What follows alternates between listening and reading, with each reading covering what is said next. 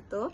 Perkenalkan, nama saya Delvi Setia Andani, mahasiswi dari Program Studi S1 Kesehatan Masyarakat Universitas Pahlawan Tuanku Tambusai.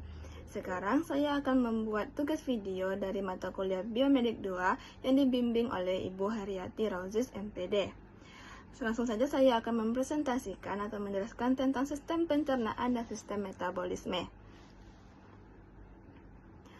Sistem pencernaan dan metabolisme merupakan dua sistem yang saling berkaitan dalam menjaga kelangsungan hidup manusia. Sistem pencernaan berfungsi mengolah makanan menjadi zat gizi yang dapat diserap tubuh, sedangkan metabolisme mengubah zat gizi tersebut menjadi energi untuk mendukung berbagai aktivitas sel. Kerjasama kedua sistem ini sangat penting dalam menjaga kesehatan, pertumbuhan, dan keseimbangan fungsi tubuh. Gangguan pada salah satu sistem dapat menyebabkan berbagai masalah kesehatan seperti gangguan pencernaan, obesitas, dan diabetes mellitus. Konsep dasar sistem pencernaan. Sistem pencernaan adalah sistem organ yang bertugas memecah makanan menjadi molekul sederhana agar dapat diserap dan dimanfaatkan oleh tubuh. Sistem ini terdiri dari saluran pencernaan utama dan organ-organ aksesori yang bekerja secara terkoordinasi. Komponen utama meliputi saluran pencernaan serta organ aksesori seperti hati, pankreas, dan kandung empedu yang mendukung proses pencernaan secara kimiawi. Pengertian sistem pencernaan yaitu sistem organ yang memecah makanan menjadi molekul sederhana agar dapat diserap dan dimanfaatkan tubuh secara optimal. Berikutnya fungsi utamanya yaitu ingesti, digesti, mekanik dan kimiawi, absorpsi nutrien, transportasi zat gizi, serta eliminasi sisa metabolisme. Selanjutnya, komponen sistem, saluran pencernaan, dan organ aksesori meliputi hati, pankreas, serta kandung empedu yang mendukung proses pencernaan. Berikutnya ada konsep dasar metabolisme. Metabolisme adalah seluruh reaksi kimia yang terjadi dalam tubuh untuk mempertahankan kehidupan. Proses ini mencakup semua aktivitas biokimia yang berlangsung dalam sel, mulai dari pemecahan molekul hingga pembentukan senyawa baru yang dibutuhkan oleh tubuh kita. Pengertian metabolisme yaitu metabolisme adalah seluruh reaksi kimia dalam tubuh untuk mempertahankan kehidupan dan mendukung fungsi sel secara berkelanjutan. Jenis metabolisme ada dua. Yang pertama itu ada katabolisme, yaitu pemecahan molekul kompleks dan menghasilkan energi yang kita sebut dengan ATP. Berikutnya ada anabolisme, yaitu penyusunan molekul kompleks dan memerlukan energi. Tujuan metabolisme yaitu menghasilkan energi untuk aktivitas tubuh, memelihara fungsi sel, serta mendukung pertumbuhan dan perbaikan jaringan. Selanjutnya, struktur dan fungsi organ pencernaan. Setiap organ pencernaan memiliki peran spesifik dalam memproses makanan. Organ aksesori seperti hati, kandung empedu, dan pankreas turut mendukung proses pencernaan dan metabolisme secara menyeluruh. Yang pertama yaitu ada mulut dan esofagus yang berfungsi mengunyah makanan, menghasilkan saliva atau amilase, dan menyalurkan makanan ke lambung melalui gerakan peristaltik. Berikutnya ada lambung yang berfungsi mencerna protein secara kimiawi menggunakan HCI dan enzim pepsin, serta menghasilkan kimus untuk diteruskan ke usus halus. Setelah itu ada usus halus dan usus besar. Usus halus menyerap nutrien, sedangkan usus besar menyerap air dan elektrolit serta membentuk feses untuk diekskresikan.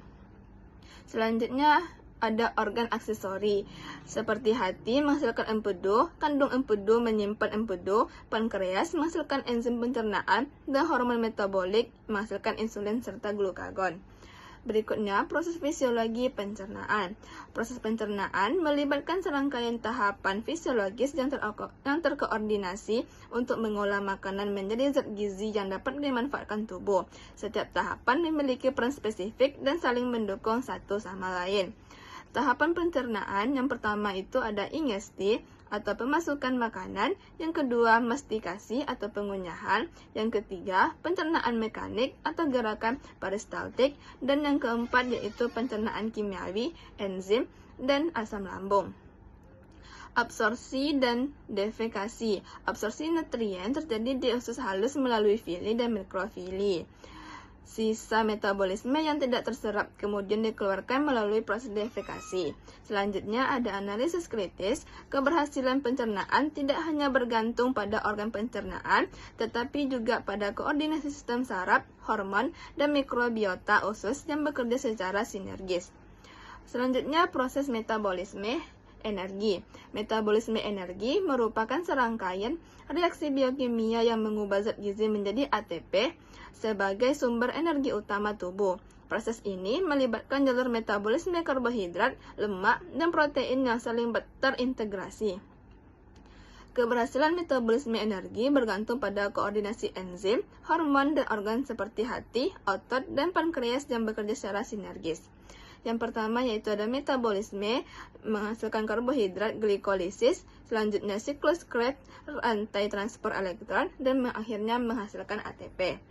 Metabolisme lemak yaitu lipolisis, berikutnya beta, oksidasi, pembentukan ATP, dan pembentukan ATP dari asam lemak.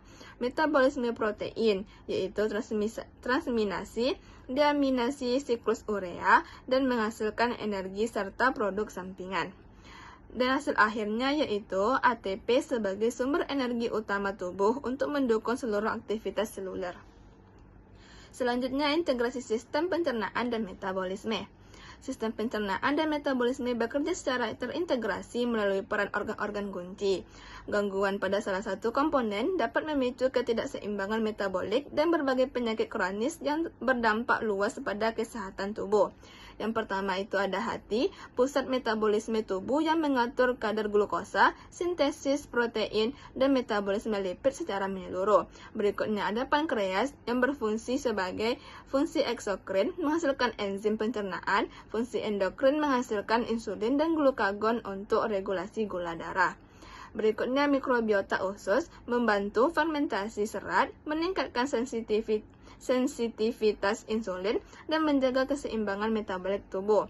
Dan terakhir analisisnya yaitu gangguan pada hati, pankreas, atau mikrobiota dapat memicu ketidakseimbangan metabolik berbagai penyakit kronis. Gangguan atau penyakit yang terdapat pada sistem pencernaan dan metabolisme. Gangguan pada sistem pencernaan dan metabolisme dapat berdampak signifikan terhadap kualitas hidup dan kesehatan secara keseluruhan. Berikut adalah beberapa gangguan utama yang berkaitan dengan kedua sistem tersebut, beserta dampak yang ditimbulkannya bagi tubuh manusia. Yang pertama, gangguan sistem pencernaan, yaitu sindrom iritasi usus besar atau IBS, gastroesophageal reflux disease atau GERD, malabsorpsi, dan penyakit celiac. Kedua, gangguan metabolisme, yaitu seperti penyakit diabetes mellitus tipe 2, sindrom metabolik, obesitas, dan non-alcoholic fatty liver disease. Dan yang terakhir, dampaknya pada tubuh adalah terjadinya penurunan kualitas hidup, komplikasi sistemik pada organ vital, dan peningkatan risiko penyakit kardiovaskular. Untuk upaya pencegahan gangguan pencernaan dan metabolisme mencakup perubahan gaya hidup, aktivitas fisik, serta pendekatan modern berbasis ilmu pengetahuan untuk menjaga kesehatan tubuh secara optimal.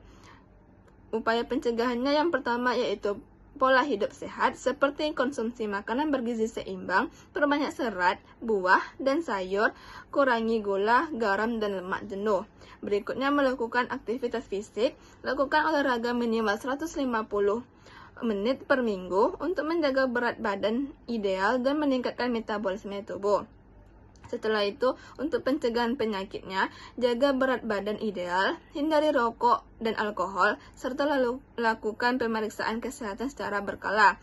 Dan terakhir, yaitu dengan pendekatan modern, manfaatkan probiotik dan prebiotik, kelola stres dengan baik, serta terapkan pola makan berbasis bukti ilmiah. Jadi, kesimpulan dari materi sistem pencernaan metabolisme ini yaitu sistem pencernaan dan metabolisme bekerja secara terintegrasi untuk mengubah makanan menjadi energi dan zat yang dibutuhkan oleh tubuh. Setelah itu, organ-organ seperti usus, hati, dan pankreas memiliki peran penting. Gangguan pada sistem ini berdampak terhadap kesehatan secara keseluruhan. Oleh karena itu, penerapan pola hidup sehat dan gizi seimbang sangat diperlukan untuk menjaga fungsi kedua sistem agar tetap optimal. Sekian presentasi saya tentang sistem pencernaan metabolisme. Lebih dan kurang saya mohon maaf. Assalamualaikum warahmatullahi wabarakatuh.